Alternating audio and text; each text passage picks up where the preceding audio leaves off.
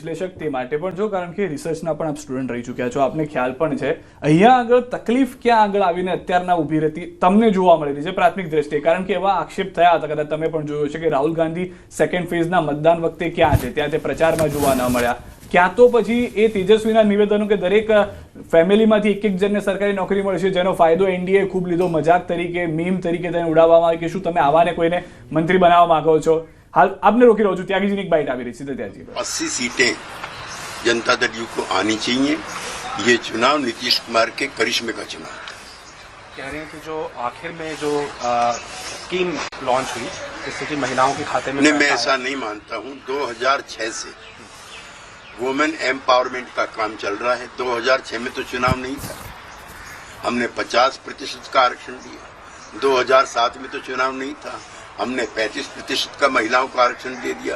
2008 में तो चुनाव नहीं था, हमने साइकिल योजना शुरू की।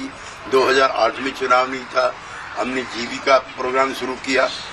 और ये जो 10,000 रुपए का लोग कह रहे हैं, ये भी सेल्फ एम्प्लॉयमेंट स्कीम है, ये कोई रिश्वत या कोई लाभार्थी हो।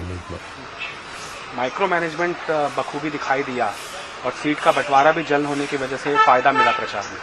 यद्यपि पिछली बारों के मुकाबले में इस बार हम कम सीटों पर लड़ पाए, लेकिन भारतीय जनता पार्टी और हम और रामविलास जी की पार्टी, जो 3 बड़ी पार्टियां थी, वो इकट्ठे होकर के चुनाव लड़ी, उसका भी नतीजा है। मुख्यमंत्री नीतीश जी बनने जा रहे हैं, कोई भी इस पर बहस नहीं है, कोई वैकेंसी सिर्फ और सिर्फ नीतीश कुमार। एमएलसी बयान दे रहे हैं आरजेडी के, नेपाल बना देंगे। नेपाल में नेता प्रतिपक्ष के घरों पर भी गोलियां चली थी, उनके घर भी लूटे गए थे। आरजेडी के एमएलसी को ये भी ध्यान रखना चाहिए। लग रहा है भड़काऊ चीजें हो रही हैं। निराशा है, हताशा है, पराजय है, और ये आसानी से स्वीकार नहीं हो। मणिकम टैगोर ने ट्वीट किया है एसआईआर जीत रहा है, जो वोट चोरी हुई है उदित राज कह रहे हैं एसआईआर जीत रहा है, मणिकम टैगोर कह रहे हैं सारी जिंदगी जब तक इनका जीवन है ये एसआईआर को लेकर के, चुनाव आयोग को लेकर के रोते रहेंगे, चिल्लाते रहेंगे, इसका कोई असर मतदाताओं पे नहीं पड़ता। बिहार के संभावित रिजल्ट का राष्ट्रीय राजनीति पर भी असर देख रहे हैं? नहीं, राष्ट्रीय राजनीति में तो एनडीए मजबूत है और राज्यों में भी मजबूत है।